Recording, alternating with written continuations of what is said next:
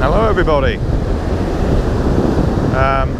Today I'm just going to do a clip video on surf casting with a multiplier.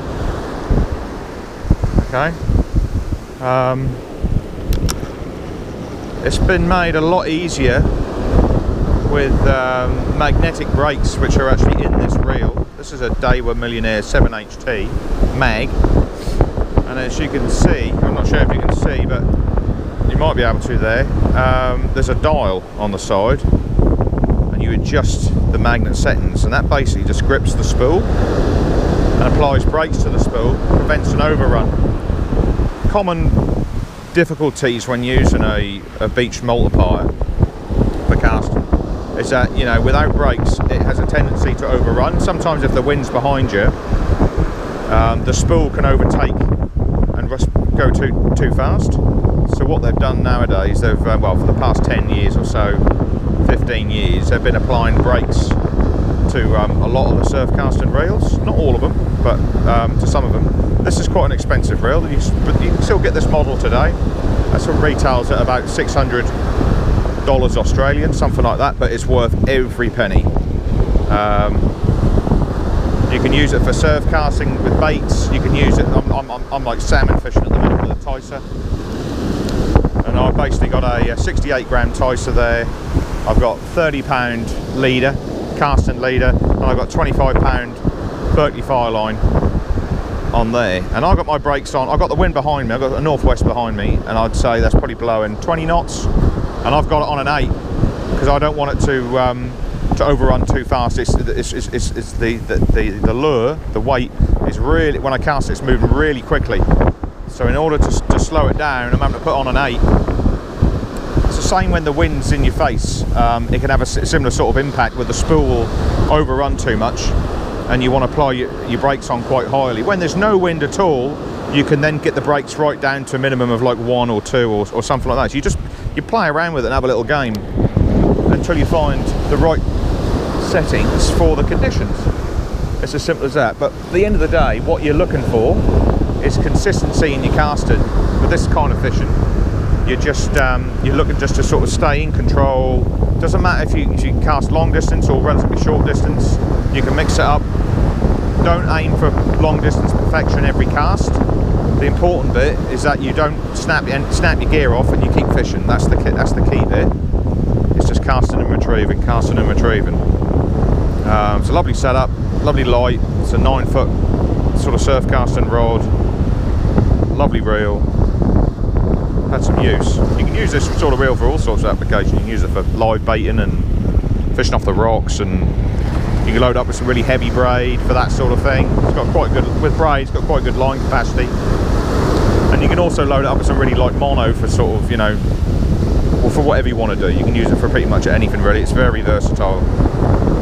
And so yeah, this is a technique we use off the beach. You can use your fixed spool. You can use a fixed spool reel. Problem with that, you can get wind knots, which can ruin your fishing, stop your fishing, ruin your fishing. So you've got conditions where there's like really, really windy behind you, really, really windy from a crosswind. You'll find that the wind will just rip the line off the spool and cause these horrible ghastly wind knots, which sometimes can be impossible to get out, and you just have to cut it off, retie it on. And that process where you stop and fishing is when you should be fishing, when the fish are there. So the advantage with the multiplier is that, you know, with the brakes you can just stay, whatever the wind is doing, you can keep control of the spool, avoid wind knots, and carry on fishing, should I say. So it's a very effective weapon on the beach when you're in adverse conditions. Just having sort of a multiplier in your bag with brakes on, and having a fixed spool when the conditions are nice and light. So you have different tools for different scenarios, you see, because you never know what it's going to be like when you get down there.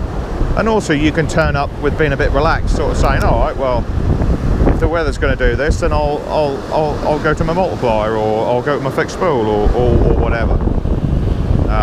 So that's the key, is to sort of have options which can sort of keep you going. So we're after a salmon here, sea salmon, wild salmon. They're running at the minute. Water's a little murky, so I've got a coloured Tyson, I've got a white Tyson. They've worked in the past when the water's got a bit of a tinge to it. Because with a lot of the swell and the easterly weather we've had, it's just churning up this dark sand, and it's turning the water a sort of a green tinge. For me, it's not ideal. This beach fish is better with silver Tysons when the water's clear. So not ideal conditions, but we're just filling in a little bit of time until the tide comes up enough so I can get in the gut and start fishing my lures in the real shiny water. So we're just feeling out. We're just going to fish this surf for just about another 10 minutes or so. Just feeling out whether there's any fish there, sitting there waiting to run the river. And I'm probably getting, I don't know, 100 yards, 120 yards, I don't really know. But I'm not putting the gear under too much strain, and I'm just in a relaxed sort of state. It's a relaxed retrieve, always a relaxed retrieve. Make that lure wobble. And